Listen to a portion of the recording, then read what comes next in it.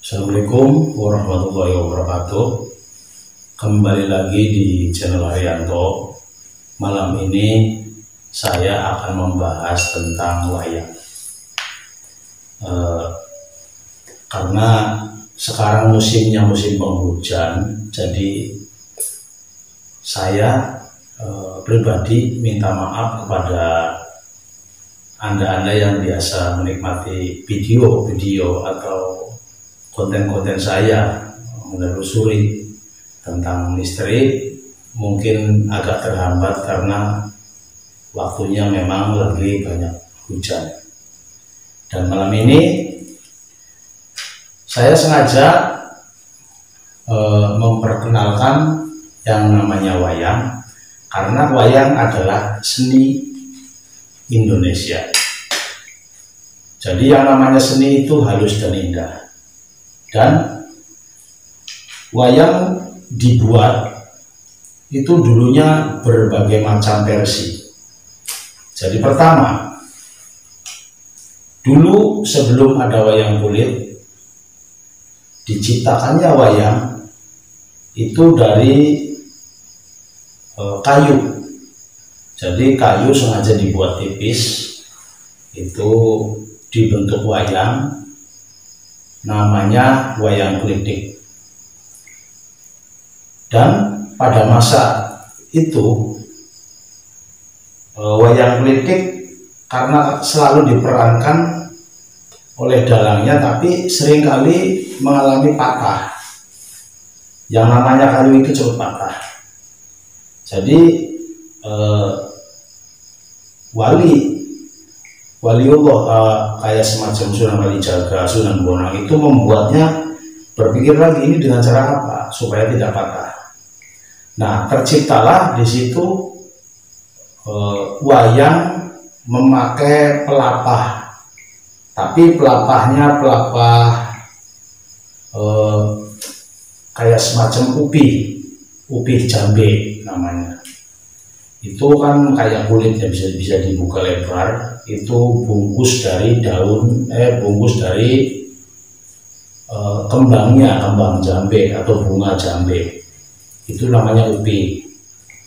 Setelah dibuat wayang upi, ternyata kalau terkena sinar dari dalung, dari api dari dalung, upi itu cepat menggelinting.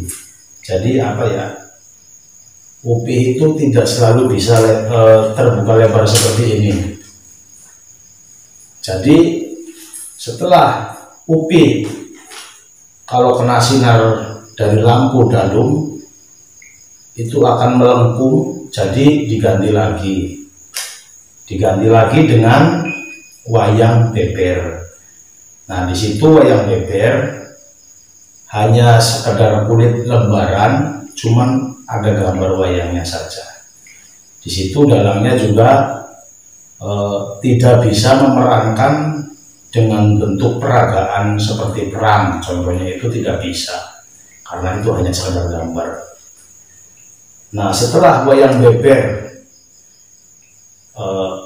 teknologi para wali itu meningkat. Dia selalu mencari bagaimana caranya supaya membuat wayang itu tidak cepat rusak. Dengan cara apa? Sekarang dibuatlah dengan kulit.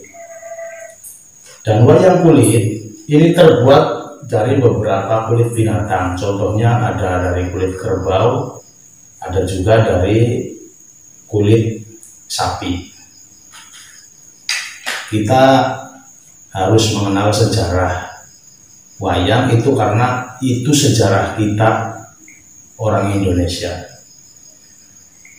Jadi wayang itu adalah media untuk mensiarkan Islam ke tanah Jawa.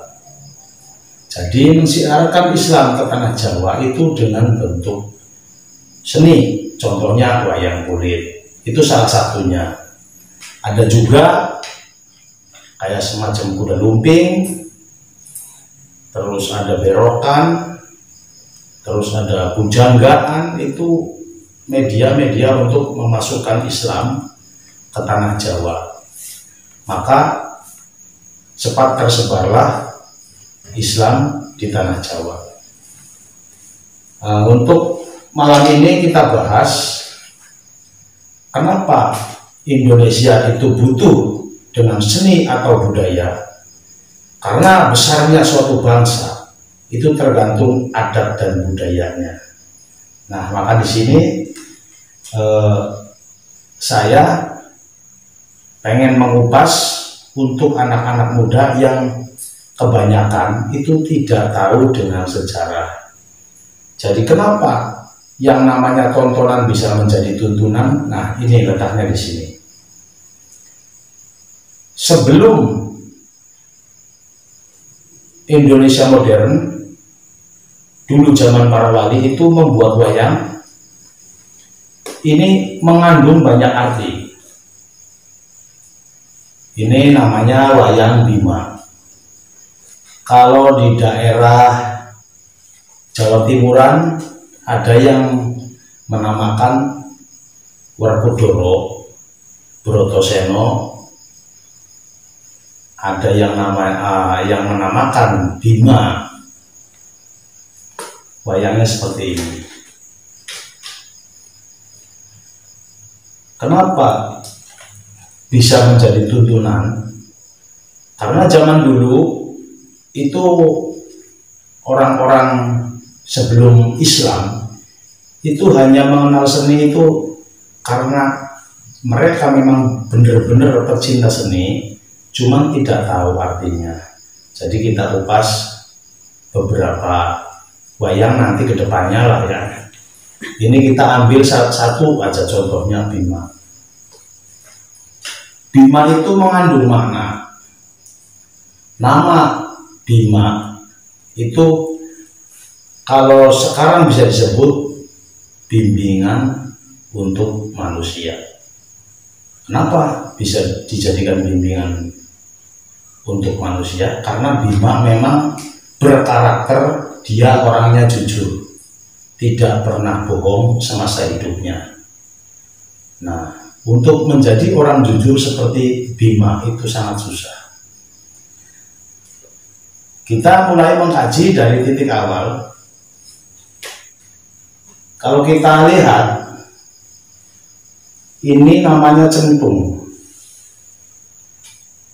Centung atau kayak semacam perhiasan yang ada di tengah apa ya namanya batuk gitu, apa ini namanya jidat lah. Ini namanya centung. Centung ini mengandung makna. Centungnya namanya jarot asem. Jadi centung jarot asem itu mengandung arti Trimurti. Artinya begini, yang namanya asem itu pohonnya asem, pohon asem, buahnya asem, namanya asem. Jadi keseluruhan itu satu makna. Maka bisa dibuat tuntunan untuk kita. Kenapa? Dalam satu bentuk ini saja sudah mengandung 3 arti. Karena dengan ucapan kita, perbuatan kita, juga pemikiran kita itu harus satu. Itu cara mengkajinya seperti itu. Itu menurut zaman para wali. Yang kedua, kalau versi Indramayu atau Cirebon, kebanyakan Bima ini di sininya ada lilitan gambar ular. Di kalungnya ada ularnya. Nah, itu namanya naga banda. Yang namanya naga itu ular, dan banda itu kayak semacam tali atau ikatan. Kenapa dia tidak bohong? Karena dia terikat dengan ular tersebut yang namanya naga banda, dan dia kalaupun berbohong, seorang Bima berbohong, maka dia akan mati tergigit oleh ularnya sendiri. Nah, itu. Terus kita kenali lagi, ini namanya gelang. ini gelang. Namanya gelangnya Candrakirana. Kenapa bisa dinamakan Candrakirana? Karena gelang ini bisa dikaji dan mengandung arti. Kalau Candra itu namanya bulan, Kirana itu tulisan. Jadi setiap bulan, setiap hari, setiap menitnya kita hidup di dunia ini tidak lepas dari tulisan. Artinya kita tidak lepas dari takdir. Ada takdir bagus dan juga takdir buruk. Nah, ada lagi ini yang paling paling terkenal. Nah, ini namanya kuku. Kukunya namanya Pancanaka. Panca ini artinya 5. Naka ini adalah pedoman. Maka kita negara kita Indonesia pedomannya 5, yaitu Bhinneka Tunggal Ika. Jadi mempunyai sila 5. Dan untuk orang-orang yang memeluk agama Islam, dia akan selalu mentaati dengan syarat rukun Islam, yaitu 5 perkara. Nah, untuk selanjutnya memang masih banyak ya, masih banyak. Ini masih perlu dikaji lagi, masih banyak. Kita ambil satu contoh lagi. Nah, ini sarungnya namanya Dodot Bang Bintul Waji. Dodot Bang Bintul Waji itu tidak semua wayang memakai sarung seperti ini. Hanya beberapa tokoh wayang saja yang punya dan memakai. Ada Bima itu memakai sarung ini.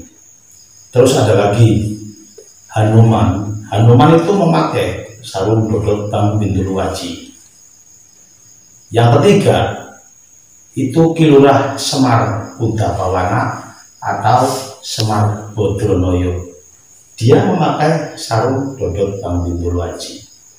Dan ada lagi, satu lagi, dia namanya Sencaki atau Padmanegara. Hanya tokoh-tokoh tersebutlah yang mempunyai Dodot Bang Bintul Waji. Kenapa? Karena yang namanya sarung Dodot Bang Bintul Waji itu mempunyai corak warna itu hanya 4. 1 hitam, terus yang kedua merah, yang ketiga kuning, dan yang keempat warna putih. Hitam itu melambangkan dengan nafsu kita, yaitu nafsu luama. Yang merah melambangkan nafsu kita dengan nafsu amarah. Yang kuning melambangkan nafsu kita, yaitu nafsu supiyah. Dan yang keempat, warna putih itu melambangkan nafsu mutmainah. Maka dari itu, sebelum kita mengkaji untuk keseluruhan, artinya ada beberapa tokoh wayang yang harus kita kaji. Mungkin malam ini saya sampaikan cukup sampai di sini dulu perjumpaan kita. Mari kita belajar mengenal seni dan budaya kita sendiri. Untuk itu, sebelum kita berpisah, jangan lupa like, komen, subscribe juga. Untuk Anda tidak ketinggalan. Salam sejahtera dan semoga berbahagia. Akhirul kata, wassalamualaikum warahmatullahi wabarakatuh.